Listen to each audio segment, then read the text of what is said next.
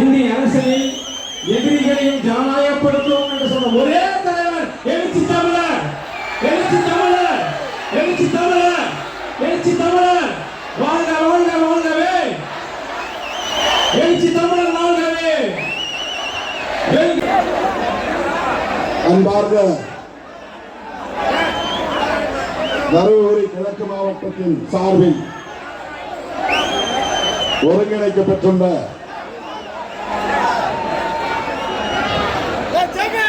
தேர்தல் நிதியளிப்பு,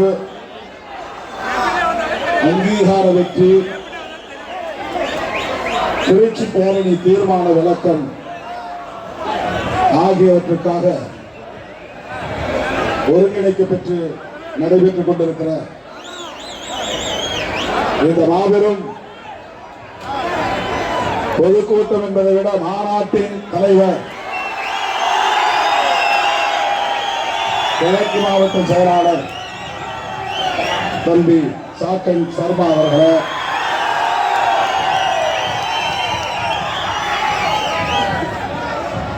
முன்னிலை வகித்து சிறப்பித்துக் கொண்டிருக்கிற மாவட்ட ஒன்றிய நகர பேரூர் பொறுப்பாளர்களை, கடலூர் தமிழ்ச்செல்வன் அவர்களை, கி கோவேந்தன் அவர்களே, போமு நந்தன் அவர்களே மற்றும் நம்முடைய அழைப்பை ஏற்று இந்த நிகழ்வில் பங்கேற்று சிறப்பித்துக் கொண்டிருக்கிற திராவிட முன்னேற்ற கழகத்தின் தருமபுரி மாவட்ட பொறுப்பு அமைச்சர்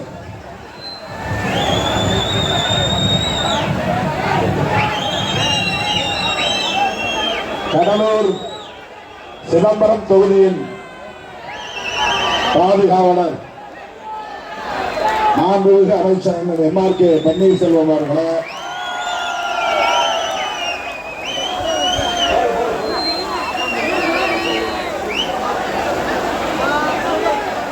அவருடன் வருகை தந்திருக்கிற திராவிட முன்னேற்ற கழகத்தின் மேற்கு மாவட்ட செயலாளர் மேனாள் அமைச்சர்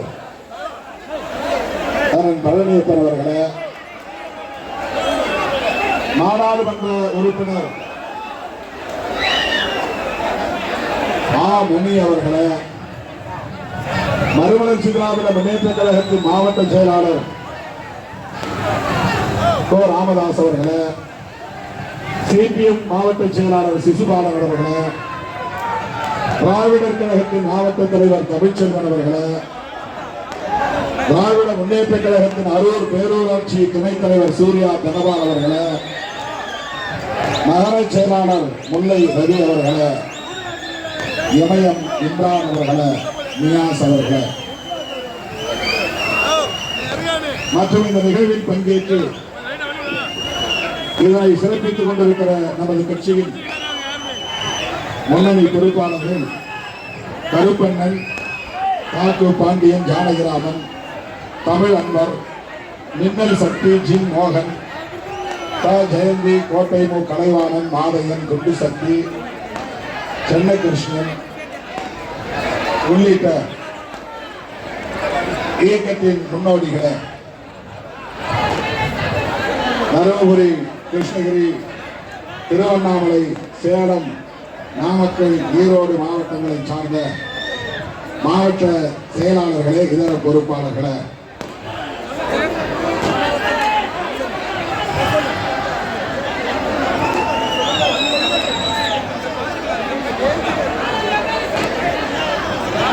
மற்றும் இந்த நிகழ்வில் மாவட்ட நிர்வாகத்திற்கு முழுமையான ஒத்துழைப்பை நல்கிய தோழர்கள் வினோத், தென்னகிருஷ்ணன், செந்தில், கேசவன், சாந்தலிங்கம், வீரன், தீர்த்தகிரி, ஆனந்தன், முருகன், ஜாகரிகேஷ், ராஜ்குமார், இளையராஜா, ஆறுமுகம், ரகுநாத், வேம்பை, முருகன் உள்ளிட்ட தோழர்களே, அரூர் நகர செயலாளர் மு. சித்தார்த்தன் அவர்களே,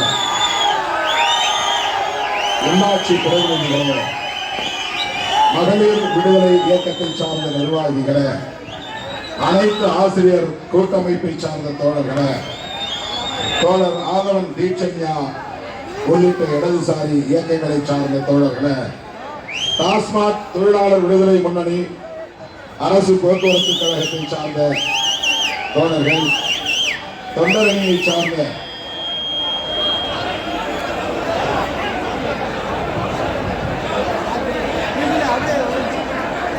தாமரை கனி, அருளை பாண்டியன், ரோஸ் திருமால், வெள்ளி செங்கோல் வழங்கிய பெரிய தம்பி கேசவன், ஆறுமுகம், சாந்தலிங்கம், பாளையம் ராமமூர்த்தி, குமார் உள்ளிட்ட இயக்கத்தின் முன்னோடிகளை, தம்பி எழுச்சுவாப்பா, தம்பி எழுந்து சக்தி எழுந்து சத்துரை கொடுங்க, எழுதுங்க, போலீஸ் சொல்றதை கேளுங்க.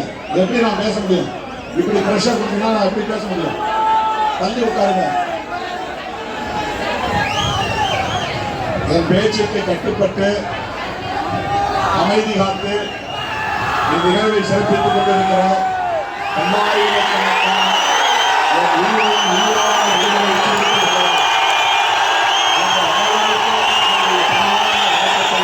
தெரிவித்துக் கொள்கிறேன்.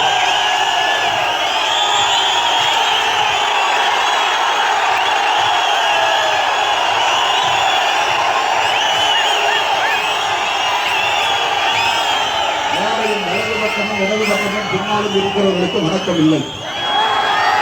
பேச்சுக்கு கட்டுப்படாத நீங்கள் அனைவரும் கட்டுப்பட்டு பேச வேண்டும் என்பதற்காக, ஒத்துழைப்பு நன்மைகளை இருப்பதற்காக மீண்டும் மீண்டும் உங்களுக்கு நன்றி சொல்ல கடமைப்பட்டுள்ளேன்.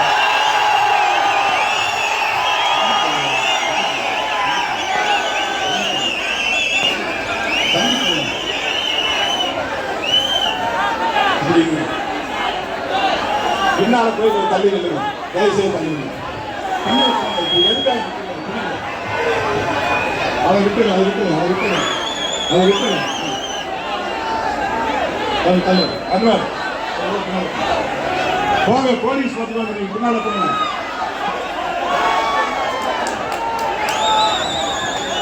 இந்த நிகழ்ச்சி நடக்குமோ நடக்காதோ என்று நேற்று மாலை வரையில் ஒரு குழப்பம் நிலவியது.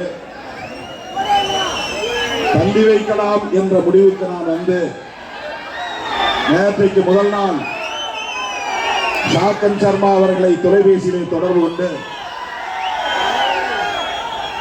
மிகுந்த வலியோடு, வேறு வழி இல்லை, தயவு கூர்ந்து இன்னொரு நாள் வைத்துக் கொள்ளலாம், தள்ளி வையுங்கள் என்று கேட்டுக்கொண்டேன். அவரும் அதற்கு உடன்படுவது போல் உடன்பட்டார். ஆனால் இவ்வளவு செலவுகளை செய்துவிட்டோம். அரூர் மாநகரம் முழுவதும் சிறுத்தைகளின் விளம்பர பதாகைகள் இருக்கின்றன. ஒரு வாரமாக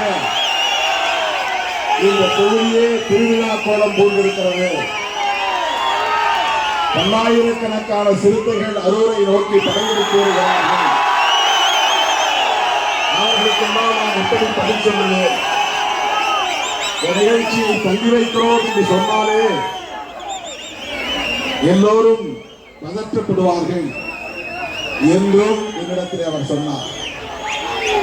ஆனாலும் நான் சொன்னேன், தம்பி, வருடத்திலே 365 நாளும் நீங்கள் இழுக்கிற இழுப்புக்கெல்லாம் ஓடிக்கொண்டே இருக்கிறேன், அழைக்கிற இடங்களுக்கெல்லாம் வந்து கொண்டே இருக்கிறேன். எனக்கென்று தனியே எந்த நேரமும் இல்லை, தனிமை இல்லை. இந்த முறை நான் என்னுடைய சின்னம்மாவின் உடல் நலம் கவலைக்கிடமாக இருக்கிற சூழலில் எந்த நேரத்திலும் எதுவும் நடக்கலாம் என்கிற ஆபத்தான நிலையில் நான் எப்படி வெளியே வர முடியும்? அவரோடு நான் இருக்க வேண்டியிருக்கிறது. என்று நான் பழுதெடுத்த குரலில் அவரிடத்தில் சொன்னேன். ஆனாலும் சில நிமிடங்கள் கழித்து என் மனம் ஒப்பவில்லை. நீண்ட இடைவெளிக்கு பிறகு அரூரிலே பொதுக்கூட்டம். மிகுந்த எதிர்பார்ப்போடு நீங்கள் எல்லாம் அணிவகுத்து வருவீர்கள். உங்களை எப்படி ஏமாற்றுவது என்ற ஒரு தயக்கம் எனக்குள்ளே இருந்தது. அதே போல சென்னையில ஆணவ கொலைகள் தடுப்பு சட்டம் நிறைவேற்ற சொல்லி எனது தலைமையில் ஆர்ப்பாட்டம். பெரும் மன அழுத்தத்திற்கிடையில, வழிகளுக்கிடையில நான் மறுபடியும் முகநூல் நேரலையில் பேசினேன். 9ஆம் தேதி திட்டமிட்டவாறு அரூரிலே பொதுக்கூட்டம் நடக்கும், நான் வருவேன். சென்னையிலே காலையில் ஆர்ப்பாட்டம் நடக்கும், நான் வருவேன் என்று முகநூல் நேரலையில் நேற்று மாலைதான் உறுதிப்படுத்தினார். நான் பெரம்பலூரில் இருந்துதான் அம்மாவை பார்த்துவிட்டு கவலைக்கிடமான நிலையில் இருக்கிற சூழலில் என்னுடைய தம்பிகள் மற்றும் குடும்பத்தை சார்ந்தவர்களை அம்மாவுடனேயே இருங்கள், நான் ஒரு பொதுக்கூட்டத்திற்கு போய் வந்து விடுகிறேன். என் உயிரின் உயிரான விடுதலை சிறுத்தைகள் காத்திருக்கிறார்கள். வேறு வழியில்லை, பெரம்பலூரிலிருந்து 2.5 மணி நேரம் என்று சொல்லுகிறார்கள். நான் 8 மணிக்கு போய் 10 மணிக்கு கூட்டத்தை முடித்துவிட்டு 12 மணிக்கெல்லாம் பெரம்பலூர் வந்துவிடுவேன் என்று சொல்லிவிட்டு தான் 4:45 மணிக்கு புறப்பட்டேன். ஆனால் வழக்கம் போல வழிநெடுகளும் 10க்கும் மேற்பட்ட இடங்களிலே தோழர்கள் மறித்து வரவேற்கிறோம் என்கிற பெயரிலே ஏறத்தாழ 1 மணி நேரத்தை எடுத்துக் கொண்டார்கள். 9 மணிக்குத்தான் என்னால் இங்கே வந்து சேர முடிந்தது. என்ன பேசுவது என்று எனக்கு தெரியவில்லை, எதை பேசுவது என்று விளங்கவில்லை.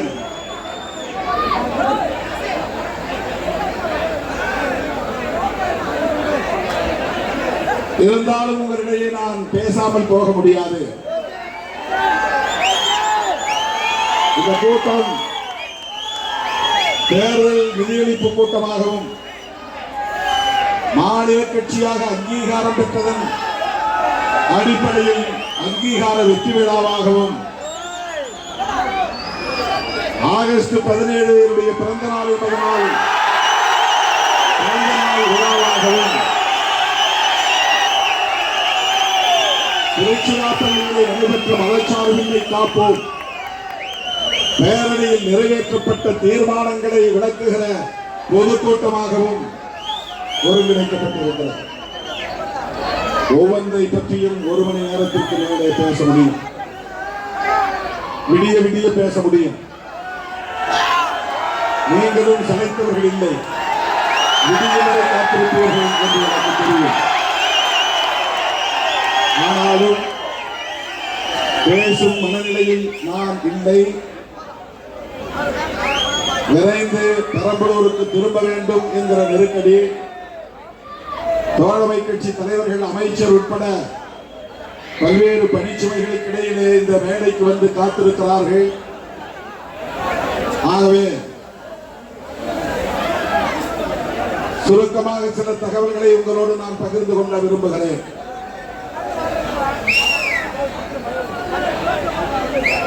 இந்த நிகழ்ச்சி முதலாக தமிழ்நாட்டில் விடுதலை சிறுத்தைகள் 27 லட்சம் ரூபாய் தேர்தல் நிகழ்ச்சியாகவே நடந்தே இருக்கிறது. 26 சட்டமன்ற பொதுத் தேர்தல் இன்னும் 8-9 மாதங்கள் இருக்கின்றன. அதற்கு முன்னதாக தொடங்கி வைத்திருக்கிறீர்கள். தமிழ்நாடு முழுவதும் ஒரு வெற்றிகரமாக அடுத்த தேர்தலில் அளிக்கக்கூடிய நிகழ்வுகள் நடந்தேறும் என்று நான் பெரிதும் நம்புகிறேன். அரிச்சுவடைய முதல் எழுத்து ஆ. தொகுதியிலேயே 234 தொகுதியிலேயே அரியர் முதலிடத்திலே இருக்கிறது. ஆவில் தொடங்குகிறது. அரூர் என்றால் அரிய ஊர் என்று பொருள். மிகவும் அரிதான ஊர் என்று பொருள். இதுபோல் ஒரு ஊர் வேறு எங்கும் இல்லை. அவ்வளவு அரிதான ஒரு ஊர் அரூர் என்று சொல்லத்தக்க வகையில் வேறு எந்த தொகுதியிலும் இவ்வளவு நிதி தர முடியாது என்று சொல்லத்தக்க வகையில் வேறு எவராலும் விடுதலை சிறுத்தைகளால் இதை மிஞ்ச முடியாது என்று சொல்லக்கூடிய வகையில் எடுத்த எடுப்பிலேயே 27 லட்சம் ரூபாய் நிதியை வழங்கிய என் உயிரின் உயிரான விடுதலை சிறுத்தைகள் அனைவருக்கும் மாவட்ட நிர்வாகிகள் யாவருக்கும் என்னுடைய நெஞ்சார்ந்த நன்றியை உரித்தாக்குகிறேன்.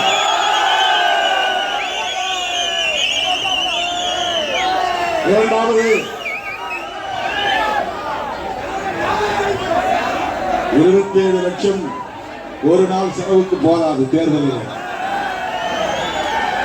மற்ற கட்சிகளோடு ஒப்பிட்டால் 1 மணி நேர செலவுக்கு கூட போதாது. திமுகவோடு ஒப்பிட்டால் ஒரு நொடிக்கு கூட இந்த பணம் பத்தாது. அவ்வளவு செலவு, தேர்தல் செலவு. திமுக போன்ற கட்சிகள் சந்திக்கிற செலவு. ஆனால் நமக்கு இது பெரிய தொகை, மிகப்பெரிய தொகை. தோழர்களே, மனம் வந்து இந்த பணம் அனைத்தும் சாக்கன் சர்மா கையிலே கொடுக்கிற பணம் அனைத்தும் திருமாவளவன் கைகளுக்கு போகும் என்ற நம்பிக்கையோடு வாரி வழங்கிய உங்கள் அனைவருக்கும் என்னுடைய நெஞ்சார்ந்த நன்றியை மீண்டும் ஒருவரை உரைத்தாக்குகிறேன். அதற்கு பேரும் அங்கீகாரம். தமிழ்நாட்டு அரசியலின் கடுமையான நெருக்கடிகளை எல்லாம் தாண்டி ஏறத்தாழ 1/4 நூற்றாண்டு காலம் தாக்கு பிடித்து அவதூறுகளையும் அவமானங்களையும் சுமந்து அனைத்து வரிகளையும் சகித்துக் கொண்டு தாக்கு பிடித்து நின்றோம். இன்றைக்கு தமிழ்நாட்டிலே 4 சட்டமன்ற உறுப்பினர்கள், 2 நாடாளுமன்ற உறுப்பினர்களை கொண்ட ஒரு மாநில கட்சியாக தேர்தல் ஆணையத்தால் அங்கீகாரம் பெற்றிருக்கிறோம். அந்த அங்கீகாரத்தை நாம் பெறுவதற்கு வாக்குகளை வாரி வழங்கிய சிதம்பரம் தொகுதி வாக்காளர் பொதுமக்களுக்கும், விழுப்புரம் தொகுதி வாக்காளர் பொதுமக்களுக்கும், அந்த 4 சட்டமன்ற தொகுதியை சார்ந்த வாக்காளர் பொதுமக்களுக்கும் முதலில் நன்றியை சமர்ப்பிக்கிறோம். அதே நேரத்தில் இந்த வெற்றிக்கு அனைத்து வகையிலும் ஒத்துழைப்பு நல்கி நம்மை வெற்றி பெற செய்த திராவிட முன்னேற்ற கழகத்தின் தலைவர் அண்ணன் தளபதி மு.க. ஸ்டாலின் அவர்களுக்கும், மேடையில் அமர்ந்திருக்கிற அண்ணன் எம்.ஆர்.கே. பன்னீர்செல்வம் உள்ளிட்ட திராவிட முன்னேற்ற கழகத்தின் முன்னணி தலைவர்களுக்கும், தோழமை கட்சிகளை சார்ந்த பொதுமக்களுக்கும், வாக்காளர் பொதுமக்களுக்கும், தொண்டர்களுக்கும் இந்த நேரத்தில் எனது நெஞ்சார்ந்த நன்றியை உரித்தாக்குகிறேன். இந்த அரை நூற்றாண்டு காலத்தில் தலித்துகளின் பெயரால் உருவான கட்சிகள், அம்பேத்கரின் பெயரால் உருவான கட்சிகள் ஒரு மாநில கட்சியாக அங்கீகாரம் பெற முடியவில்லை. நாடு விடுதலை பெற்ற இந்த 75 ஆண்டுகளில் இந்திய அளவிலே உத்தரப்பிரதேசத்தின் பிஎஸ்பி, மகாராஷ்டிராவில் ராம்தாஸ் அத்வாலே, பீகாரிலே ராம்விலாஸ் பாஸ்வான், அதற்கு அடுத்தபடியாக ஒரு மாநில கட்சியாக அங்கீகாரம் பெற்றது விடுதலை சிறுத்தைகள் கட்சிதான். ராம்தாஸ் அத்வாலே கட்சி கூட மாநில கட்சியாக அங்கீகாரம் பெற்றதா என்று எனக்கு தெரியவில்லை. பீகாரிலே ராம்விலாஸ் பாஸ்வான் கட்சி, உத்தரப்பிரதேசத்திலே மாயாவதி அம்மையார் கட்சி, அதற்கு அடுத்து இந்தியாவிலேயே தமிழ்நாட்டை சார்ந்த விடுதலை சிறுத்தைகள் கட்சியாக ஒரு மாநில கட்சியாக அங்கீகாரம் சாதனைகளை படைத்திருக்கிறோம். இது தமிழக அரசியல் வரலாற்றில் ஒரு திருப்பு முனை. இந்திய அரசியல் வரலாற்றில் இன்றைக்கு விசிகே என்பது இந்தியாவில் இருக்கக்கூடிய மகாராஷ்டிராவிலும் உத்தரப்பிரதேசத்திலும் கர்நாடகாவிலும் தெலுங்கானாவிலும் ஆந்திராவிலும் கேரளாவிலும் என்று சிறுத்தைகளின் கொடி பறக்கிறது. அந்த அளவுக்கு இன்றைக்கு அகில இந்திய பார்வையை, அகில இந்திய அளவில் மக்களின் பார்வையை ஈர்த்திருக்கிற ஒரு பேர் இயக்கமாக இந்த இயக்கம் அங்கீகாரம் பெற்றிருக்கிறது. இந்த மகிழ்ச்சி, இந்த வெற்றியை என் உயிரின் உயிரான விடுதலை சிறுத்தைகள்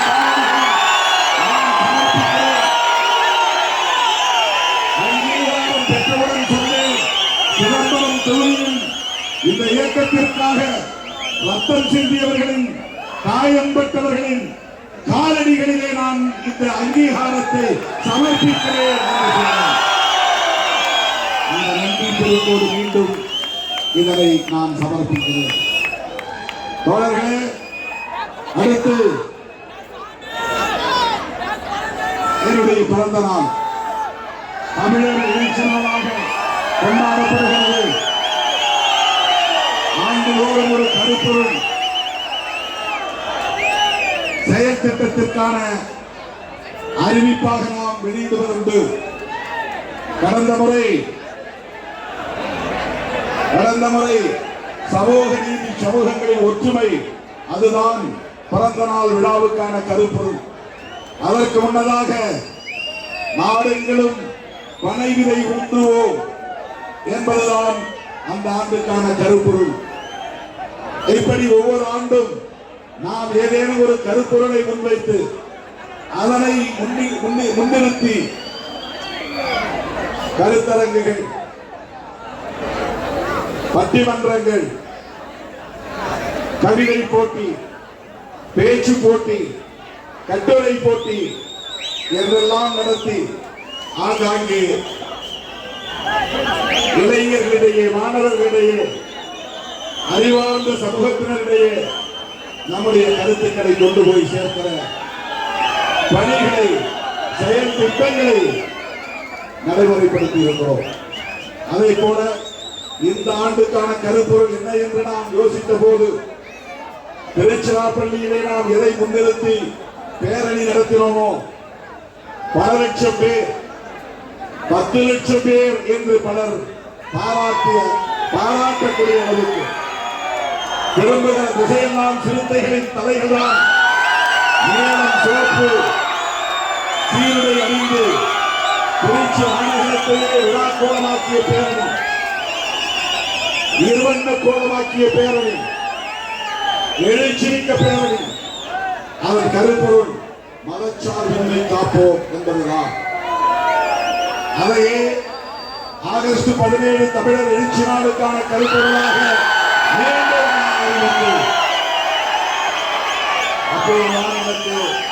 வாட்ஸ்அப்பில் ஒரு செய்தி வந்தது.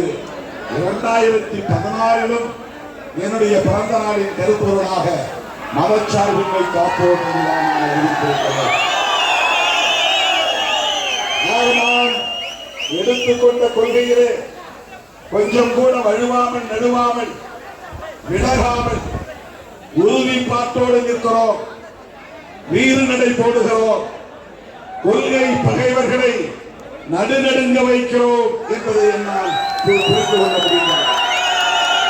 ஆகவே இன்றைக்கு பிறந்த நாள் விழாவாக கொண்டாடப்படுகிறது என்றாலும் கூட ஆகஸ்ட் மாதம் மட்டுமல்ல, தொடர்ந்து எல்லா தொகுதிகளிலும் நீங்கள் மதச்சார்பின்மை காப்போம் என்கிற பெயரில் பொதுக்கூட்டங்களை நடத்தலாம், மாணவர்களுக்கான நிகழ்வுகளை ஒருங்கிணைக்கலாம், இளைஞர்கள், இளம் பெண்களுக்கான நிகழ்வுகளை ஒருங்கிணைக்கலாம், மகளிருக்கான, தொழிலாளர்களுக்கான நிகழ்வுகளை தனித்தனியே ஒருங்கிணைக்கலாம். எங்கு பார்த்தாலும் மதச்சார்பின்மை காப்போம், மதச்சார்பின்மை காப்போம், மதச்சார்பின்மை காப்போம் என்ற முழக்கமே ஒழிக்க வேண்டும்.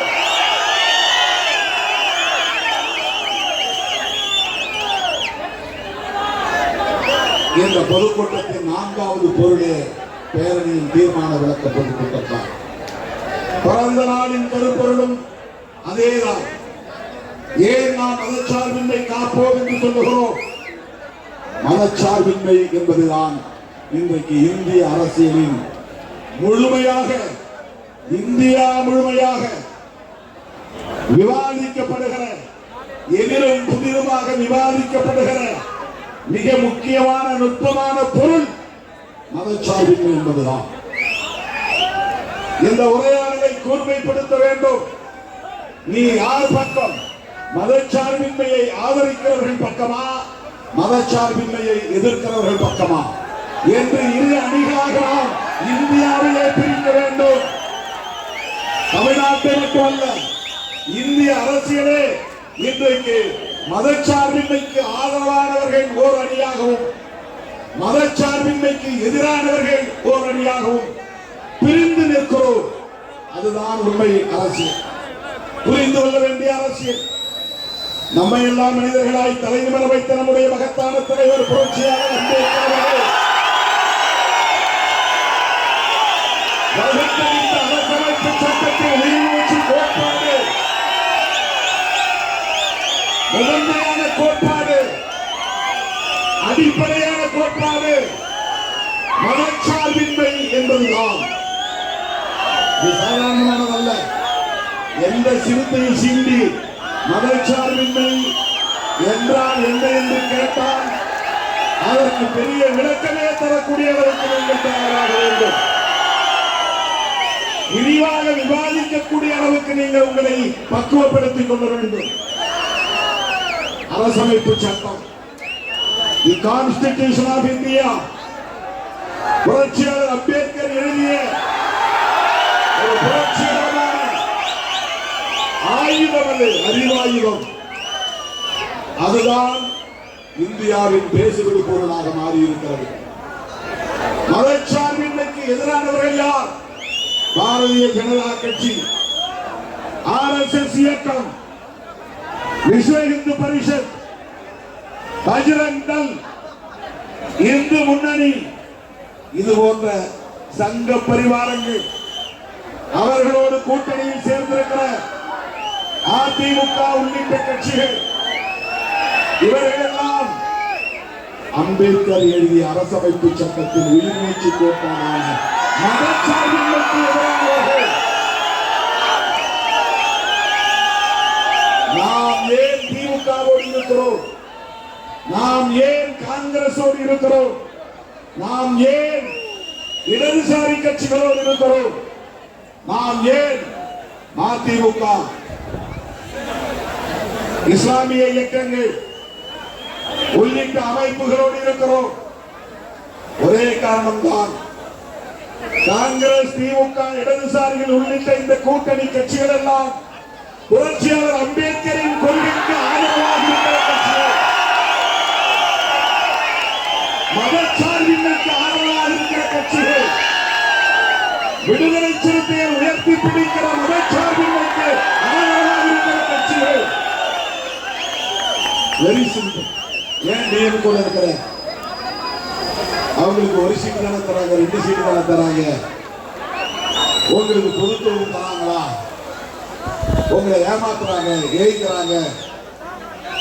இப்படி எல்லாம் சில பேர் நம்முடைய உணர்ச்சிகளை சீண்டுகிறார்கள், உணர்வுகளை சீண்டுகிறார்கள்.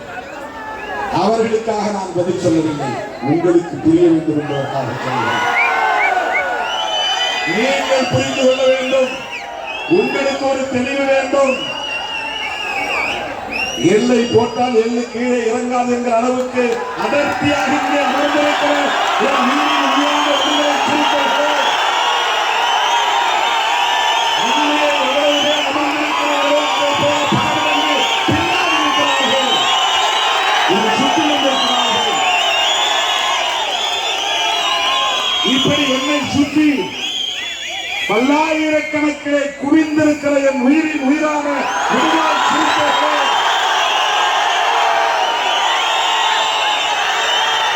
நீங்கள் புரிந்து கொள்ள வேண்டும்.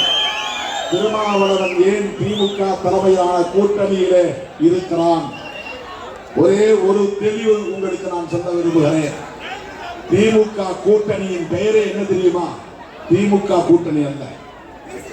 திமுக கூட்டணி திமுக தலைமையிலான கூட்டணியின் பெயர் என்ன தெரியுமா? மதசார்பற்ற முற்போக்கு கூட்டணி.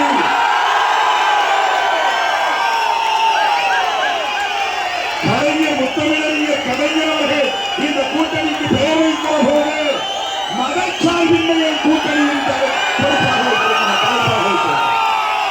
இந்த கூட்டணியே மதசார்பற்ற முற்போக்கு கூட்டணி.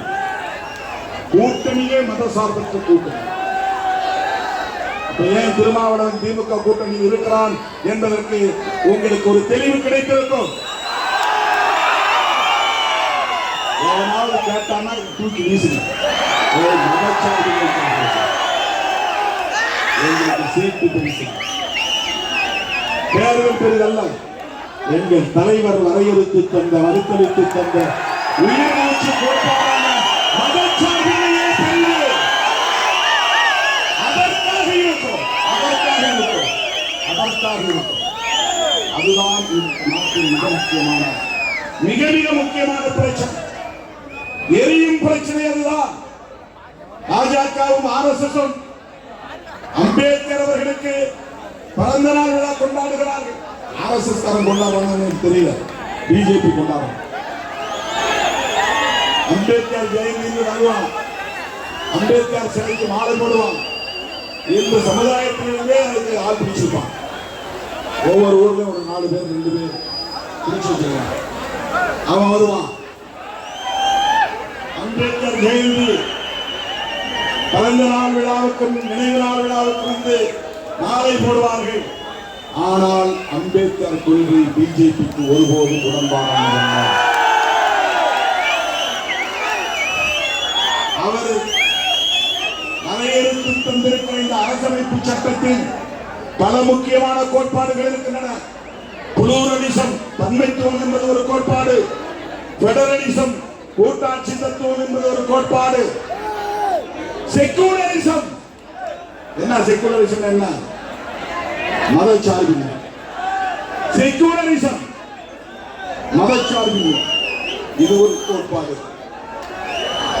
இந்த இசம், பெடரலிசம், புளூரலிசம், செக்குலரிசம் என்ற இந்த கோட்பாடுகளும் பிஜேபி காரனுக்கு மிகப்பெரிய உறுத்தலாக இருப்பது எது தெரியுமா?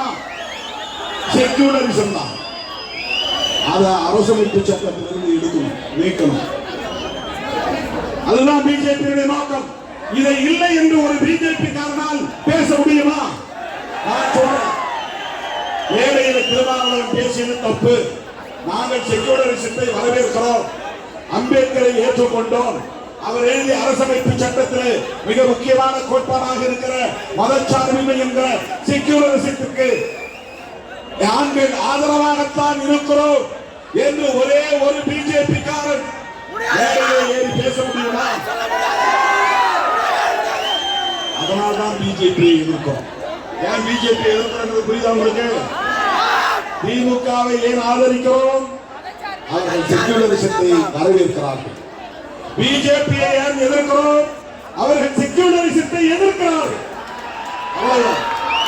அம்பேத்கர் கொண்டாடுவார்கள், கொண்டாடாமல் போவார்கள், அது பிரச்சனை இல்லை.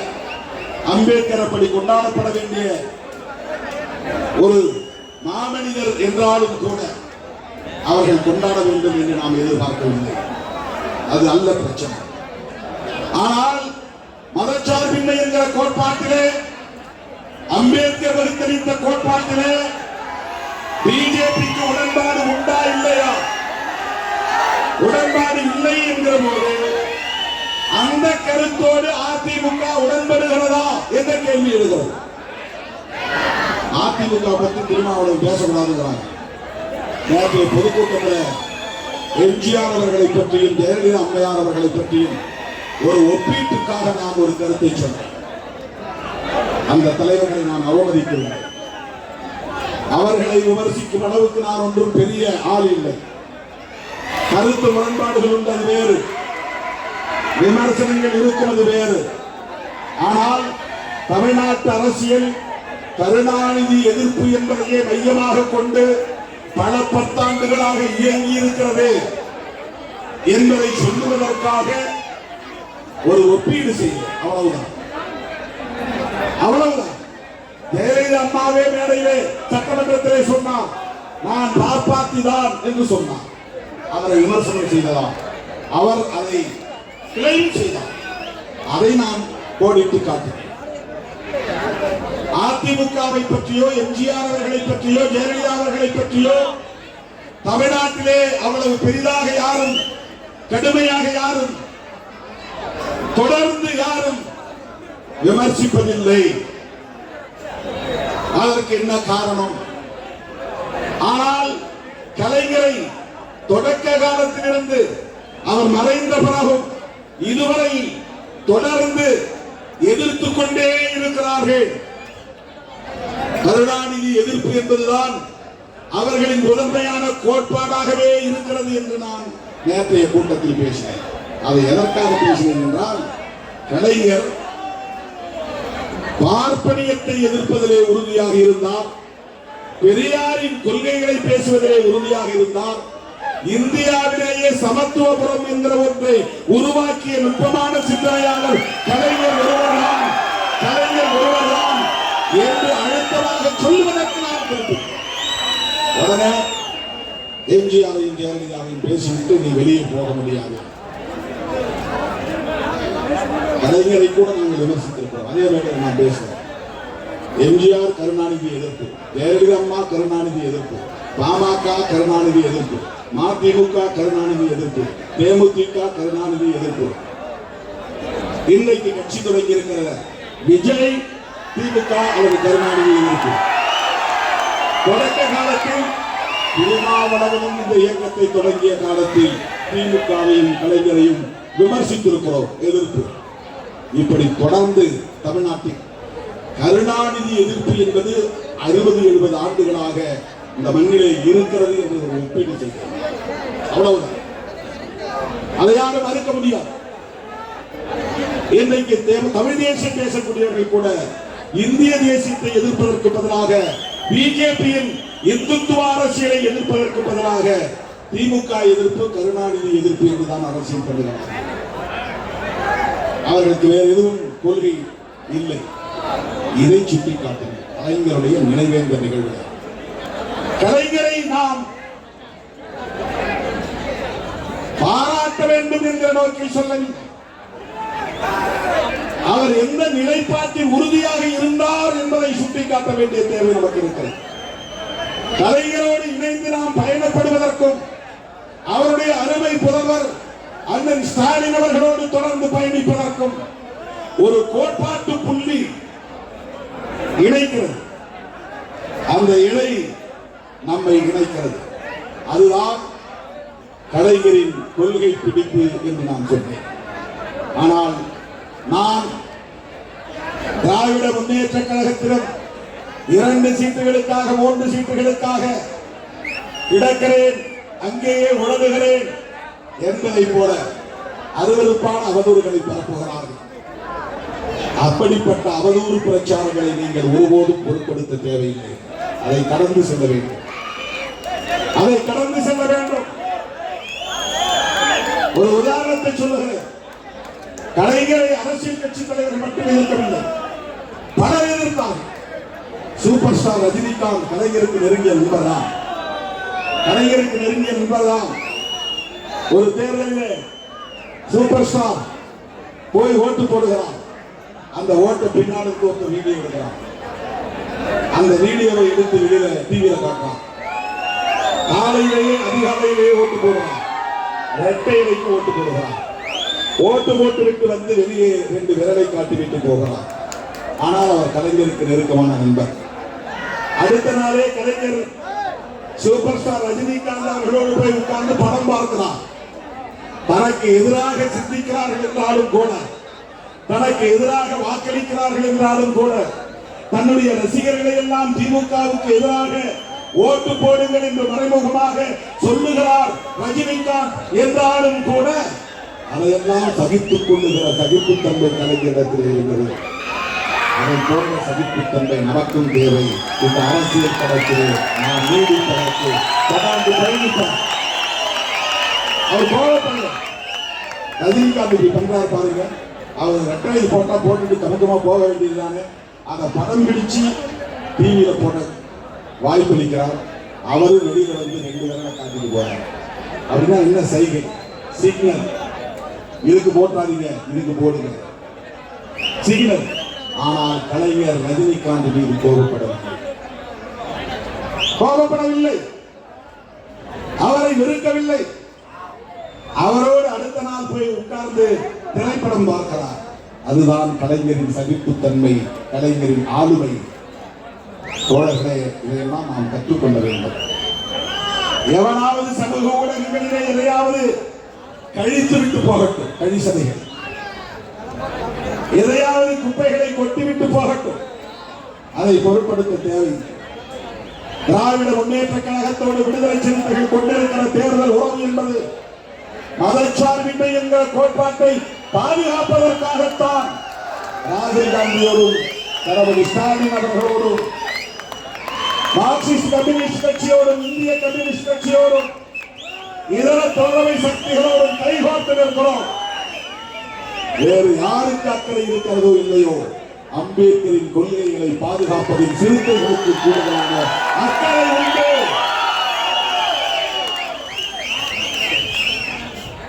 நாங்கள் சில ஆசாபாசங்களுக்கு இணங்கி ஊசலாட்டத்திலே தடுமாறக்கூடியவர்கள் அல்ல. எங்கே போனால் வாழலாமா, அங்கே போனால் அல்லலாமா என்று ஆசைப்படக்கூடியவர்கள் அல்ல. எங்களை புரிந்து கொள்ள இன்னும் பல ஆண்டுகள் பிடிக்கும். சிறுத்தைகளை புரிந்து கொள்ள இன்னும் உங்களுக்கு பல ஆண்டுகள் பிடிக்கும். காலம்தான் உங்களுக்கு பதில் சொல்லும். எங்களையும் நீங்கள் சராசரியான அரசியல்வாதிகளாக பார்க்கிறீர்கள். நாங்கள் அம்பேத்கர் பாசறையில் புடம் போட்டு வளர்க்கப்பட்டவர்கள், வாழ்ப்பிக்கப்பட்டவர்கள். எங்களை அம்பேத்கர் கொள்கைதான் வழிநடத்தும்.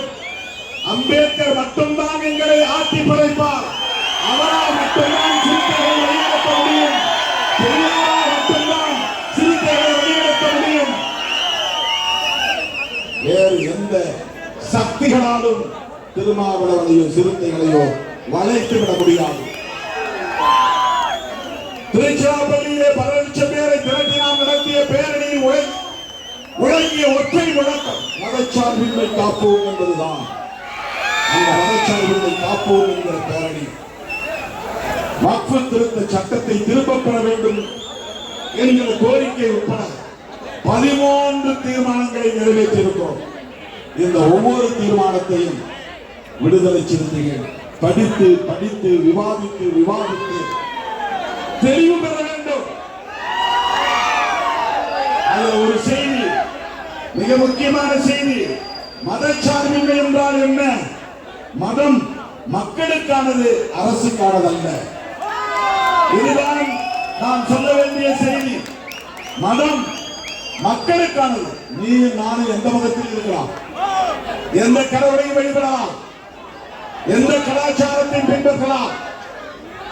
நாம் மத நம்பிக்கை உள்ளவர்களை விமர்சிக்கவில்லை, அவர்களின் உணர்வுகளை காயப்படுத்தவில்லை. அண்ணன் எம்ஆர்கே ஒவ்வொரு முறையும் தேர்தல் பிரச்சாரத்துக்கு முன்னாலே என் அதிர்ச்சிக்கு நேரா மாரியம்மன் கோயிலுக்கு தான் போவார். அங்க போய் சாமி கும்பிடுவார். ஊதுபத்தி ஏற்றி வைத்து, கற்பூரம் ஏற்றி, தேங்காய் உடைத்து, எனக்கு திருநீர் பூசிட்டு தான் பிரச்சாரத்தை தொடங்குவார். ஒரு கோயில் இல்லை, எங்கெல்லாம் கோயில் இருக்கு அங்கெல்லாம் அழைச்சு போவார். நடராஜர் கோயிலுக்கு அழைச்சு போவார், காளியம்மா கோயிலுக்கு அழைச்சு போவார், விநாயகமூர்த்தி கடவுளுக்கு அழைச்சு போவார். அவருடைய உணர்வுகளை நான் ஒருபோதும் காயப்படுத்தியவில்லை. அழைக்கிற இடமெல்லாம் நானும் போவேன்.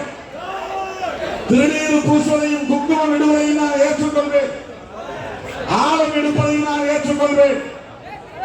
சாமி கும்பிட்டாலும் தோற்று போக வேண்டிய நேரத்தில் தோற்று போகிறோம். சாமி கும்பிட்டாலும் வெற்றி பெற வேண்டிய நேரத்தில் வெற்றி பெறுகிறோம். வெற்றி தோல்வி சாமி கும்பிடுவதில் இல்லை, மக்களை கும்பிடுவதில் இருக்கிறது. வெற்றி தோல்வி மக்களிடம் இருக்கிறது. கடவுளை வழிபடுவது நம்முடைய உணர்வு, அவ்வளவுதான். வழிபடுவதனுடைய நம்பிக்கை அவ்வளவுதான். இஸ்லாமியர்கள் விக்கிரகம் இல்லாமல் வழிபாடு செய்கிறார்கள், இந்துக்கள் உருவத்தை வைத்து வழிபாடு செய்கிறார்கள். ரெண்டு வழிபாடு தான், கடவுள் நம்பிக்கைதான். அவர்களின் உணவை மதிக்கிறோம். தொப்பி வைக்கிறார்கள். இங்க வந்து ஒரு தம்பி தொப்பி வச்சா அவர் வச்சுதான் நாம வச்சுக்கவே முடியுமா? கொஞ்ச நேரத்தில் எடுத்துதான் அவர் தொப்பி வைக்கிறார். வைக்கும் போது மகிழ்ச்சியா அவர் நன்றி தம்பின்னு வைக்கிறோம். கொஞ்ச நேரத்துல அதை எடுக்கிறோம். அவர் அதை தப்பா நினைக்கிறார். திருப்பரங்குன்றம் முருகன் கோவிலுக்கு நான் போனேன். அங்க திருநீர் பூசிட்டாங்க. 1 மணி நேரம் நெத்தியில இருந்துச்சு. வெளியே வரும்போது வேலையோட சேர்த்து அதை தொடச்சேன். உடனே திருநீர் அழிச்சுட்டான். முருகன் கோச்சிக்கிறான், RSS காரன் கோச்சிக்கிறான். முருகன் பெருமான் ஒன்னும் சொல்லலை. என்ன திருப்பரங்குன்றம் முருகன் பெருமான் என்ன ஒன்னும் சொல்லல. தம்பி 1 மணி நேரம் நீ திருநீர் வச்சிருக்க மகிழ்ச்சி, போப்பா போயிட்டு வாங்க. இல்ல 1 மாசம் போட்டு என்ன அறுத்தெடுத்துட்டாங்க. அழிச்சிட்டாரு. உங்கள் கொள்கைகளை சனாதனத்தை அழிப்பதற்காக பிறந்திருப்பவன் திருமாவளவன், அம்பேத்கரின் பிள்ளை, பெரியாரின் பிள்ளை.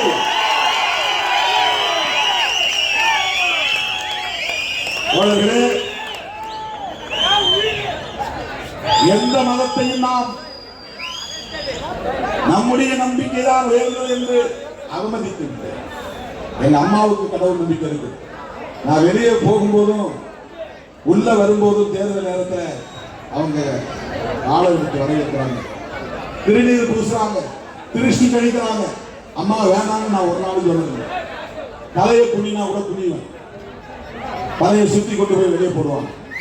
அந்த உணவை நாங்கள் மதிக்கிறோம். கும்பாபிஷேகத்தை கூப்பிடுறாங்க, போற தண்ணியை கொடுத்து தலையில நீதாந்த கலசத்தை தூக்கி ஓட்டுங்கிறாங்க, தூக்கி போற கலசத்துல ஊத்துன்றாங்க, ஊத்துற ஜனங்க மேல தெளின்றாங்க, தெளிக்கிற. இதெல்லாம் மக்கள்கிட்ட கட்டளையை செய்கிறேன், அவ்வளவுதான். மக்கள் விருப்பத்தை நிறைவேற்றுகிறேன், அவ்வளவுதான்.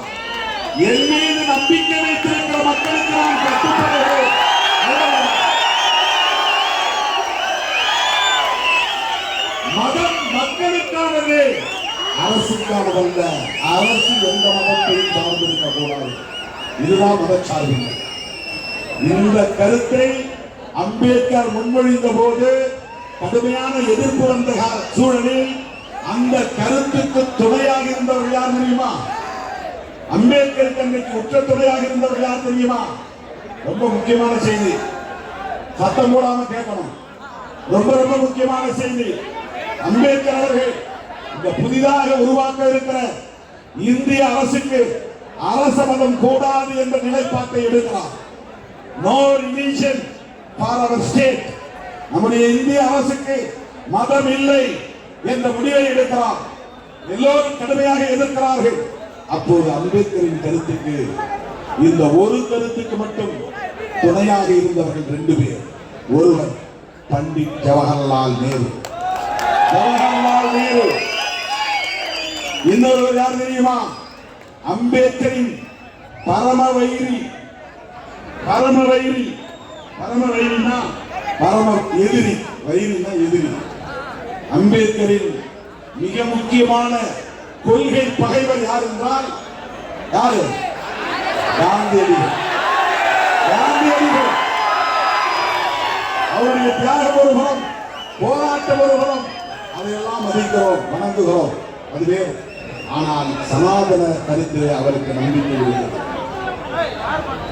அப்படிப்பட்டவர் சாதி இருக்கட்டும் என்று சொன்னார், தீண்டாமை ஒழியட்டும் என்று சொன்னார். அந்த காந்தியடிகள் அம்பேத்கருக்கு துணையாக இருந்த ஒரே கருத்து எது தெரியுமா? மதச்சார்பின்மை, செகுலரிசம். அதனால்தான் காந்தியை நாத்துராம் கோட்சே சுட்டுக் கொன்றார். நாத்துராம் கோட்சே யார்? மகாராஷ்டிராவை சார்ந்த சிற்பவன் என்கிற ஒரு பிராமண குடும்பத்தை சார்ந்தவன். காந்தி அவர்களின் கருத்தை ஏற்றுக்கொண்டவர். ஆனாலும் அவரை சுட்டுக் கொன்றார்கள். ஏனென்றால் அம்பேத்கர் முன்மொழிந்த மதச்சார்பின்மை என்கிற கருத்தை ஆதரித்த காரணத்தினால் காந்தியை சுட்டுக் கொன்றார். இது வரலாறு. அந்த காங்கிரஸ் கட்சியின் பாரம்பரியத்திலே வந்தவர்தான் இந்திரா காந்தி அம்மையார். ஜவஹர்லால் நேரு அவர்கள் அம்பேத்கருக்கு இந்த கருத்திலே உடன்பட்டதை போல 1976 அரசமைப்பு சட்டத்தின் முகப்புரையை திருத்தி அது அம்பேத்கர் அவர்கள் விட்டுவிட்ட சொல்லை இணைத்தார். 76 விசா வந்த போது சோசலிஸ்ட் செக்யூலர் என்கிற இரண்டு சொற்களையும் திருத்தம் செய்து இணைத்தவர் இந்திரா காந்தி அம்மையார். அந்த இந்திரா காந்தியின் பேரன் ராகுல் காந்தியோடு திருமாவளவன் கைகோர்த்து நிற்கிறார்.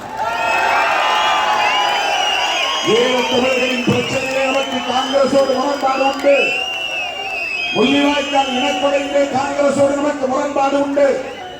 ஆனால் இந்திய அரசியலிலே புரட்சியாளர் அம்பேத்கரின் கருத்துக்கு உத்த துணையாக இருக்கிற இந்திரா காந்தியின் பேரன் ராகுல் காந்தியோடு நாம் கைகோர்த்து நிற்கிறோம்.